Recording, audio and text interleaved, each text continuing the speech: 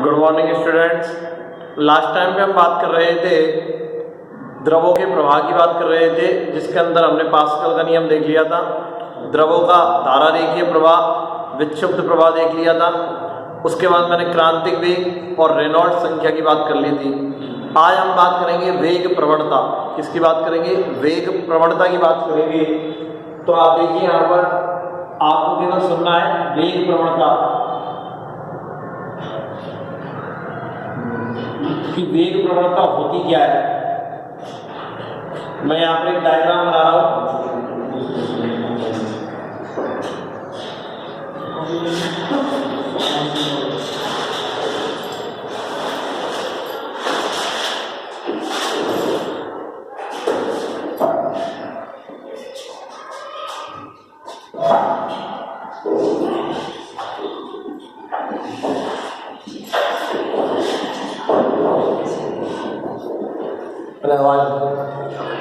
देखो, ये द्रव का प्रवाह है, कोई द्रव बह रहा है, यहाँ से द्रव बह रहा है, ये द्रव बह रहा है, द्रव का प्रवाह हो रहा है, ये बह रहा है द्रव। ये जो पहली परत है, नीचे वाली परत है द्रव की, यहाँ पर द्रव का वेग है v और इसकी ऊंचाई है z, नीचे वाली परत। जैसे जैसे ऊपर बढ़ते हैं वैसे वैसे द्रव का वेग बढ़ जाता है।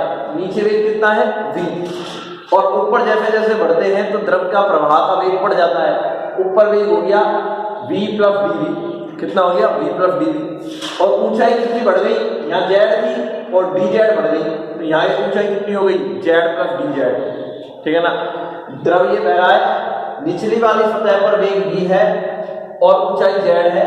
जैसे जैसे ऊंचाई बढ़ रही है तो वेग बढ़कर v प्लस dv हो गया। ठीक है ना। परिवर्तन हो गया कितने का? dv का। इतने वेग में परिवर्तन हो गया। जैसे जैसे ऊंचाई बढ़ती है तो वेग बढ़ जाता है, तो वेग बढ़कर कितना हो गया? यहाँ पर v प्लस dv हो गया और ऊंचाई कितनी होगी? z प्लस dz हो गई। तो वेग प्रवणता की परिभाषा ये है, द्रव के प्रवाह की दिशा के लंबवत, ये द्रव का प्रवाह है, इसकी दिशा के लंबवत, द्रव के प्रवाह की दिशा के लंबवत, ये लंबवत हो गया। द्रव के प्रवाह की दिशा के लंबवत एकांक दूरी के लिए, कितनी दूरी के लिए? एकांक दूरी के लिए वेग में होने वाला परिवर्तन क्या कहलाता है? वेग प्रवणता कहलाता है। परिभाषा यह है, द्रव के प्रवाह की दिशा के लंबवत एकांक दूरी के लिए, एकांक दूरी के लिए वेग में होने वाला परिवर्तन वेग प्रवणता कहलाता है। और वेग प्रवणता का सूत्र क्या होगा? वेग प्रवणता मैंने कहा है, इधर देखना, वेग में परिवर्तन बटे दूरी में परिवर्तन, वेग में परिवर्तन बटे दूरी में परिवर्तन। वेग में परिवर्तन कितना हो रहा है? बाद में वेग इतना था, पहले वेग इतना है, v plus dv minus v। बाद में दूरी कितनी है? z प्लस dz, और पहले दूरी कितनी है? z। तो कितनी हो गई है? dv बटे dz आ गया। फिर v से v कट जाएगा, z से z कट जाएगा। ठीक है ना। तो कहने का मतलब ये है, अब यहां से देखना, यहां से परिभाषा निकाली है मैंने, द्रव के प्रवाह की दिशा के लंबवत, प्रवाह की दिशा के लंबवत, सारा काम प्रवाह की दिशा के लंबवत होता है। एकांक दूरी के लिए, ये एकांक कर दिया, एकांक दूरी के लिए वेग में होने वाला परिवर्तन, ये dv क्या है? वेग में होने वाला परिवर्तन।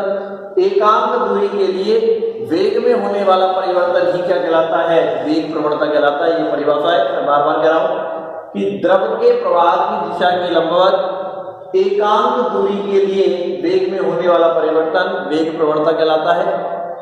ये सूत्र लिख देंगे और परिभाषा लिख देंगे। इसका मात्रक, अब मात्रक क्या होगा इसका? मात्रक वेग का मात्रक होता है मीटर बटे सेकेंड, और दूरी का मात्रक क्या होता है? मीटर। तो मीटर से मीटर कट जाएगा, कितना आ जाएगा? 1 बटे सेकेंड। 1 बटे सेकेंड कह दो या सेकेंड इनवर्स कह दो, एक ही बात है। तो इसका विमीय सूत्र कितना आ जाएगा? मात्रक आ गया, मात्रक आ गया तो इसका विमीय सूत्र निकालना पड़ेगा, और 1 बटे सेकेंड का विमीय सूत्र m0 L0 t माइनस 1 ये आ जाएगा। ठीक है ना, 1 बटे सेकेंड का।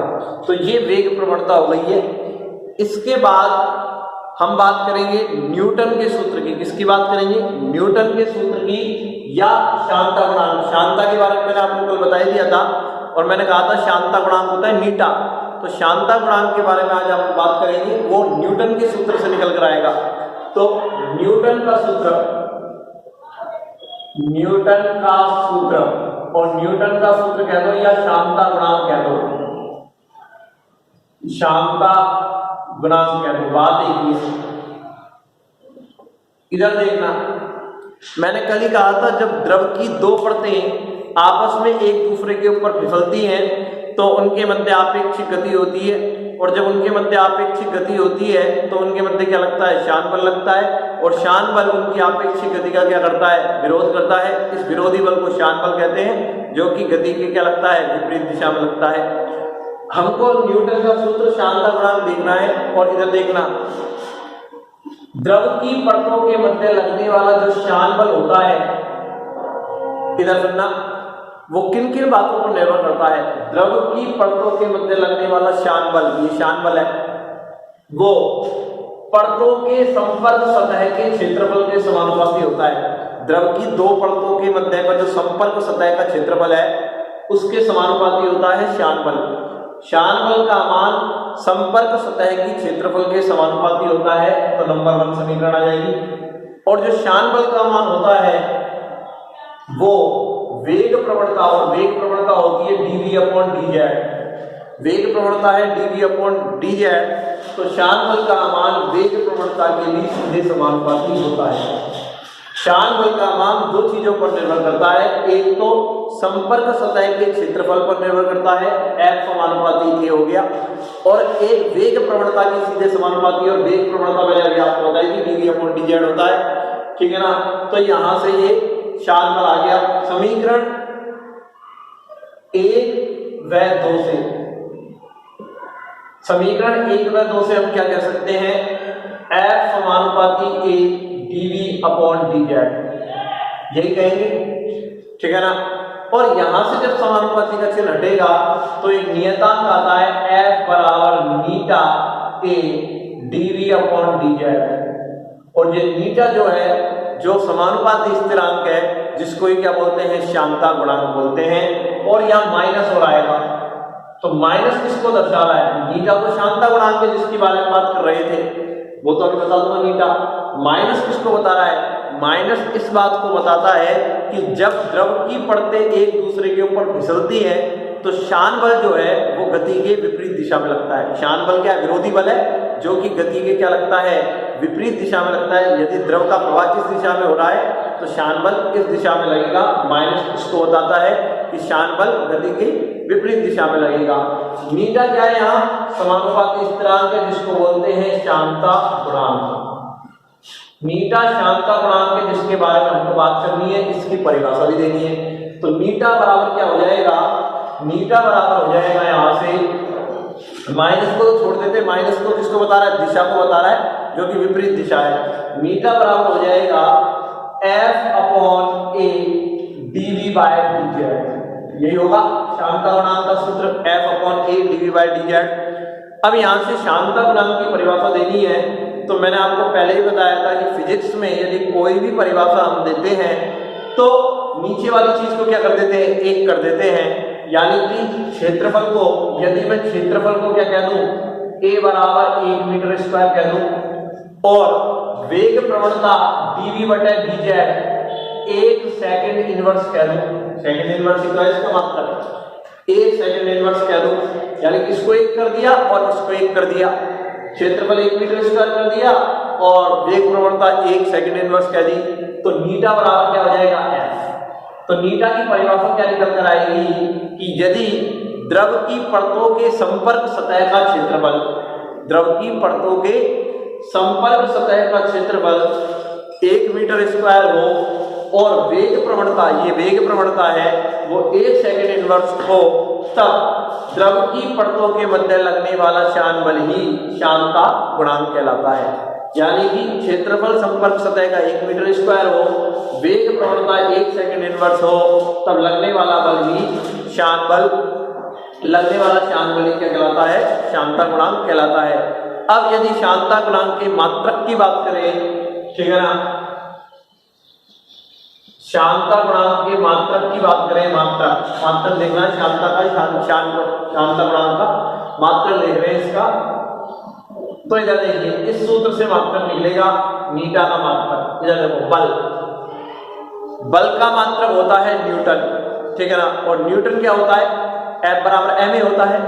F बराबर ma होता है तो m का मात्रक तो किलोग्राम, a का मात्रक मीटर बटे सेकंड स्क्वायर, F बराबर ma होता है ना, तो m का मात्रक तो किलोग्राम, त्वरण मीटर बटे सेकंड स्क्वायर में, बटे क्षेत्रफल किसमें होगा, मीटर स्क्वायर में, और वेग प्रवणता का मात्रक क्या होता है, 1/सेकंड। क्या होता है, 1/सेकंड, और वेग प्रवणता का मात्रक 1/सेकंड हो गया। तो भाई ये दोनों तो आपस में गुणा होंगे और ये नीचे वाले गुणा होंगे, तो मीटर से तो मीटर कट जाएगा, ठीक है ना, और सेकंड से ये सेकंड कट जाएगा, तो ये क्या बच जाएगा, किलोग्राम मीटर बटे मीटर इंटू सेकंड, यही तो बचेगा। F बराबर ma होता है, जहां से मैंने क्या निकाल लिया, m का मात्रक किलोग्राम, a का मात्रक मीटर बटे सेकंड स्क्वायर, तो क्षेत्रफल है मीटर स्क्वायर में, वेग प्रवणता 1/सेकंड में, मीटर से मीटर कट गया, सेकंड से सेकंड, किलोग्राम मीटर बटे सेकंड हो गया। ये तो SI पद्धति में मात्रक आ गया श्यानता का। SI पद्धति में मात्रक किलोग्राम मीटर बटे सेकंड होता है, किलोग्राम बटे मीटर इंटू सेकंड होता है, और CGS पद्धति में इसका मात्रक की बात करें, यहाँ पर CGS पद्धति में इसकी मात्रक की बात करें तो इसका मात्रक होता है श्यानता गुणांक का पॉइज। क्या होता है, पॉइज होता है CGS पद्धति में, पॉइज। और हम इन दोनों में क्या संबंध होता है, इन दोनों में ये संबंध है 1 किलोग्राम बटे मीटर इंटू सेकेंड बराबर होता है 10 पॉइज के।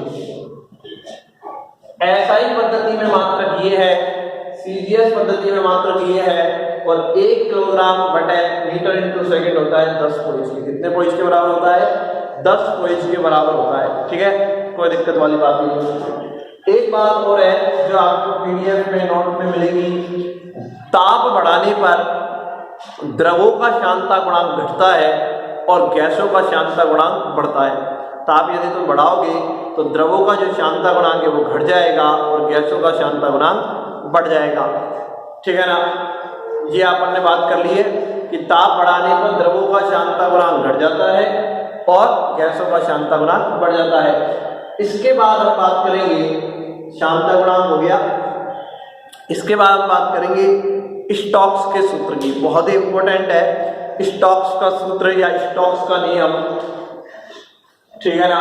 तो हम यही बात कर लेते हैं, थ्योरेटिकली है स्टोक्स का सूत्र या स्टोक्स का नियम।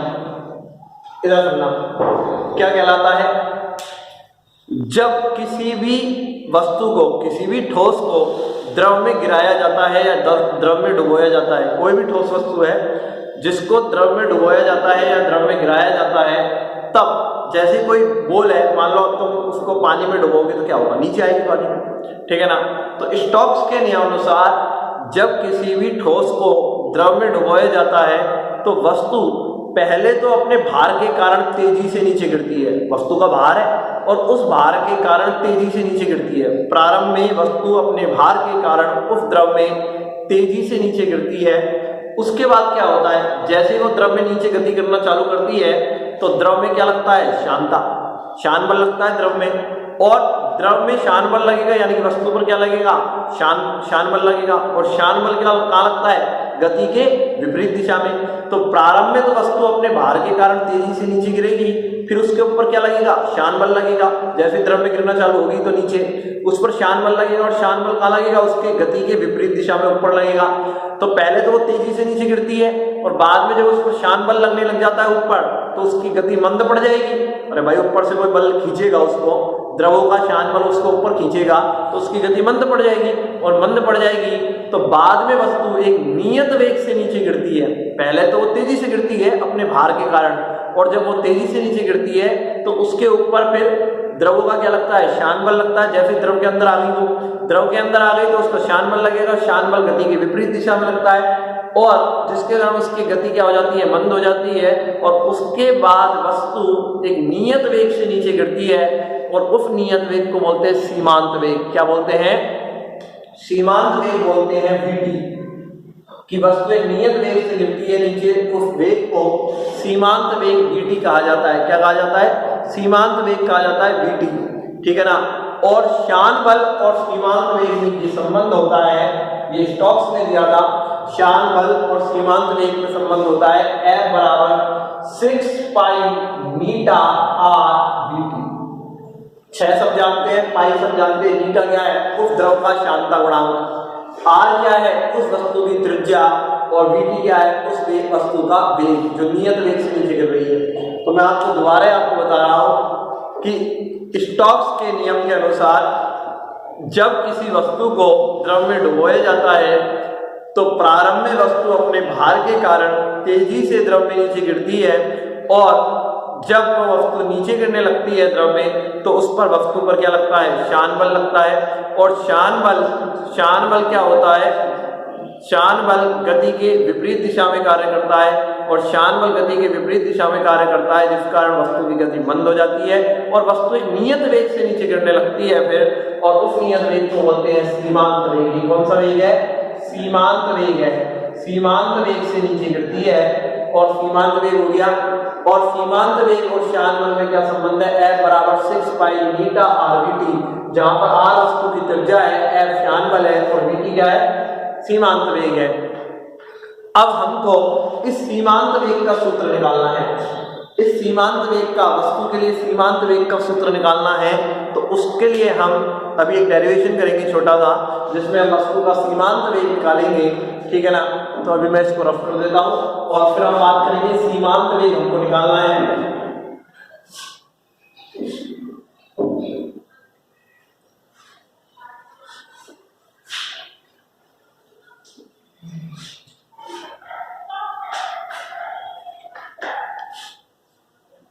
तो मैं टॉपिक डाल रहा हूं सीमांत वेग का सूत्र। सीमांत वेग का सूत्र, सीमांत वेग का सूत्र कह दो, या फिर किसी भी ठोस का द्रव में गिरना। अरे ठोस ही तो द्रव में गिर रहा है। सीमांत वेग का सूत्र, या फिर ऐसे भी पूछ सकता है कि ठोस के द्रव में गिरने को समझाइए। ठोस का द्रव में गिरना,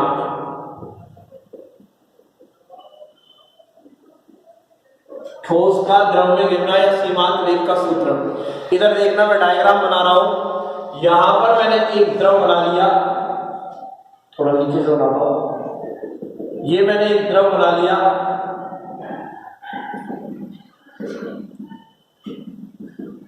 इस द्रव का घनत्व सिग्मा है। ध्यान से सुनना जो मैं बोल रहा हूं। इस द्रव का घनत्व सिग्मा है। द्रव का घनत्व क्या है? सिग्मा। द्रव का घनत्व सिग्मा है, और इसमें ये वस्तु गिर रही है, ठोस वस्तु, जिसकी त्रिज्या है आर। वस्तु की त्रिज्या कितनी है? आर। ये ठोस में गिर रही है, वो द्रव में गिर रही है, और इस ठोस वस्तु का घनत्व रो। मैंने वस्तु का घनत्व रो माना है और द्रव का घनत्व क्या माना है? सिग्मा। वस्तु का घनत्व अलग होगा, द्रव का घनत्व अलग होगा। वस्तु का घनत्व मैंने रो माना है और द्रव का घनत्व मैंने सिग्मा माना है। और ये वस्तु सीमांत वेग से, अभी मैंने कहा था नीचे किस वेग से गिरती है? सीमांत वेग से गिरती है। उस सीमांत वेग का मुझे सूत्र निकालना है। तो भाई इस वस्तु पर कौन कौन से बल कार्य करेंगे? सबसे पहला बल कार्य करेगा इस वस्तु पे इसका भार।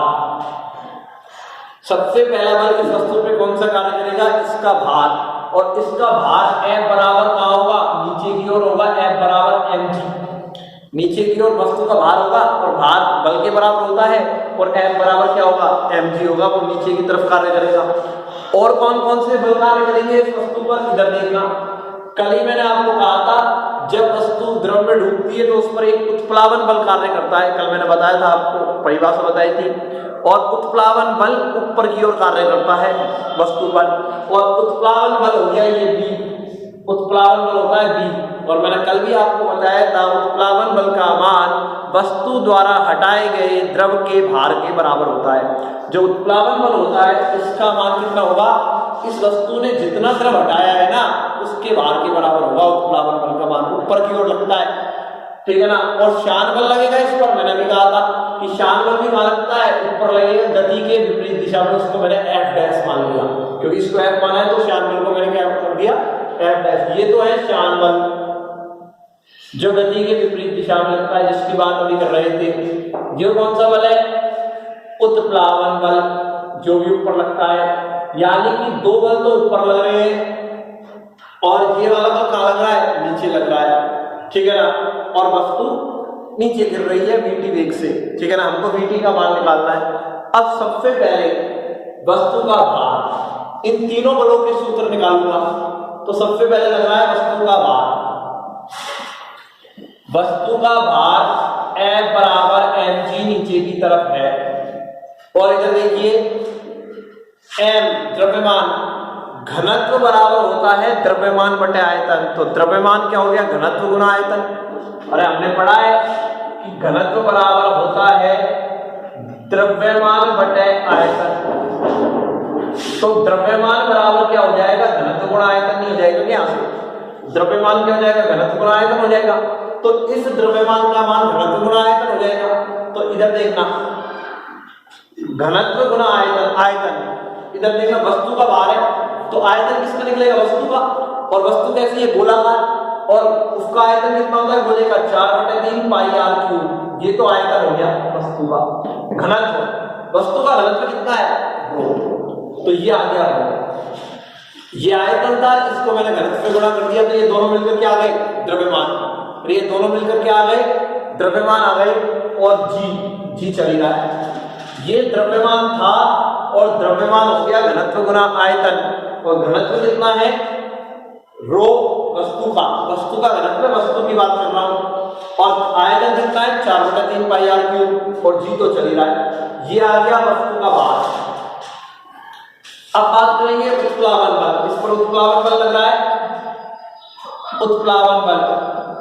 और उत्प्लावन बल बराबर होता है वस्तु द्वारा हटाया गया द्रव, वस्तु द्वारा हटाए गए द्रव का भार,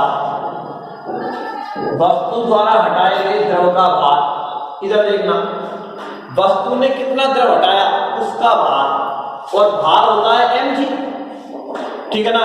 mg होगा, और m क्या होगा? वही द्रव्यमान गुणा घनत्व। तो वो द्रव्यमान, वो m क्या होगा? द्रव्यमान इक्वल टू घनत्व गुना आयतन। भार होता है mg, भार होता है mg। तो हमको mg निकालना है, और m क्या है? द्रव्यमान बराबर आयतन गुणा घनत्व। आयतन, अभी जब देखना, आयतन तो इस वस्तु का आएगा कितना? 4/3 पाई r क्यूब। घनत्व, अबे इसने हटाया क्या है? द्रव, तो घनत्व किसका आएगा? द्रव का। घनत्व आएगा सिग्मा। ये हो गया क्या? आयतन। ये हो गया घनत्व। हटाया क्या है इसने? द्रव, तो द्रव का घनत्व आएगा, ठीक है ना। तो ये आ गया द्रव्यमान, क्योंकि mg होता है, कि आ गया द्रव्यमान, और g चली रहा है। हमने कहा भार होता है mg। वापिस, तो m क्या होगा? वही घनत्व गुना आयतन। घनत्व कितना है? द्रव हटाया तो द्रव का घनत्व आएगा, और आयतन तो वही है 4/3 पाई r क्यूब वस्तु का, ठीक है ना। और जी तो चल ही रहा है, ये हो गया। तीसरा है श्यान बल। श्यान बल F डैश, और श्यान बल अभी मैंने बताया था 6 पाई मीटा r vt होता है, ठीक है ना। vt और F डैश में ये संबंध है। ये तीन बल काम कर रहे थे। मैं आपको फिर एक बार कह रहा हूं कि जो वस्तु का भार है mg, इसमें जो द्रव्यमान के घनत्व लिया है वो वस्तु का लिया है वो, और इसके अंदर जो घनत्व लिया है, क्योंकि द्रव हटाया है तो द्रव का घनत्व लिया है सिग्मा। अब इधर देखना, संतुलन की अवस्था में, संतुलन की अवस्था में क्या होगा? ये दो बल ऊपर की ओर है और ये बल नीचे की ओर है, तो यानी कि इन दोनों बलों का जोड़ इस बल के बराबर होगा संतुलन की अवस्था में। ये ऊपर की ओर लग रहे हैं दोनों, और ये नीचे की ओर लग रहा है, तो संतुलन की अवस्था में इन दोनों बलों का जोड़ इस बल के बराबर होना चाहिए। तो संतुलन की अवस्था की यदि बात करूं, संतुलन के लिए b प्लस f डैश का मान f के बराबर होना चाहिए। ये ऊपर की ओर लग रहे हैं, ये नीचे की ओर लग रहा है, तो इनके मान उठाकर रखने हैं बस, ठीक है ना। तो b का मान कितना है? 4/3 पाई r cube sigma g plus 6 पाई मीटा r vt, और ये कितना है? f का मान 4/3 पाई r क्यूब रो और जी। अब इधर देखना, इस वाले पद को मैं इधर ले जाता हूं, इधर तो VT रहने देता हूं। 6 पाई मीटा आर VT बराबर 4/3 pi R cube rho g minus 4/3 pi R cube sigma g. इधर देखो यहाँ पे 4/3 पाई आर क्यूब कॉमन आ गया, जी कॉमन आ गया, रो माइनस सिग्मा, और ये 6 पाई मीटा आर VT। अब जो कट रहा है उसको काट देते हैं, पाई से तो पाई कट गया, ठीक है ना, और ये 2 बार कट गया 2 से, और ये 3 बार कट गया, और आर से ये आर स्क्वायर रह गया, ठीक है ना, आर स्क्वायर रह गया। तो ये हो गया, यहाँ से VT का मान निकालना है, तो ये यहाँ से 3 मीटा है, इधर भाग जाएगा तो 2r स्क्वायर जी, और ये 3 और 3 कितने हो जाएंगे 9 मीटा रो माइनस सिग्मा। तो ये सूत्र आता है किसका, VT का, 2/9 r स्क्वायर जी रो माइनस सिग्मा बटे मीटा। r क्या है, वस्तु की त्रिज्या है, जी गुरुत्वीय त्वरण है जिसका मान 9.8 मीटर पर सेकंड स्क्वायर होता है, सिग्मा रो वस्तु का घनत्व माना है, और सिग्मा द्रव का घनत्व माना है, और मीटा क्या है, श्यानता गुणांक। तो इस सूत्र से तुम क्या निकाल सकते हो, VT क्या निकाल सकते हो, सीमांत वेग निकाल सकते हो, VT निकाल सकते हो। मैंने कुछ नहीं किया है, इस वाले पद का मान निकाला, इस वाले का निकाला, इस वाले का मान निकाला, और संतुलन के लिए इन दोनों को जोड़कर इसके बराबर कर दिया, और अपने आप VT सीमांत वेग का आ गया। इसके ऊपर न्यूमेरिकल भी आते हैं जो अगली क्लास में करेंगे, ठीक है। तो इसकी PDF वगैरह आपको मिल जाएगी, आप पढ़ें इसको। धन्यवाद।